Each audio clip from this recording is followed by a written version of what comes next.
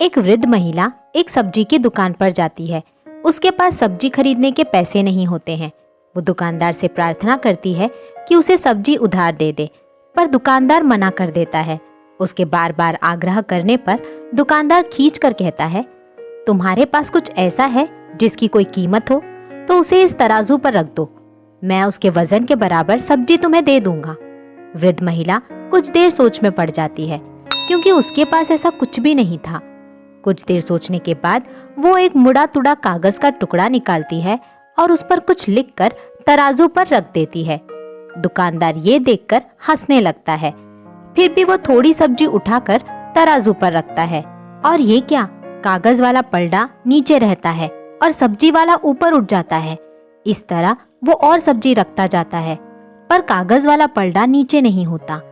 तंग आकर दुकानदार उस कागज को उठाकर पढ़ता है और हैरान रह जाता है। कागज पर लिखा था कि परमात्मा, आप सर्वज्ञ हो, अब सब कुछ तुम्हारे हाथ में है। दुकानदार को अपनी आंखों पर यकीन नहीं हो रहा था। वो उतनी सब्जी वृद्ध महिला को दे देता है।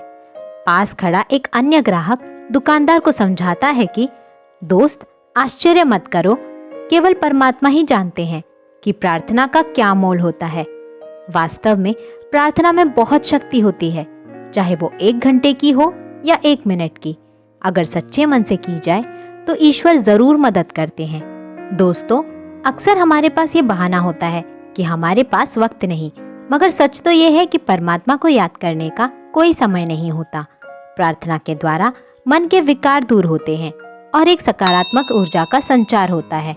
जीवन की कठिनाइयों का सामना करने का बल मिलता है। जरूरी नहीं कि कुछ मांगने के लिए ही प्रार्थना की जाए। जो आपके पास है उसका धन्यवाद करना चाहिए।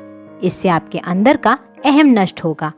प्रार्थना करते समय मन को ईर्ष्या, द्वेष, क्रोध, घृणा जैसे विकारों से मुक्त रखें।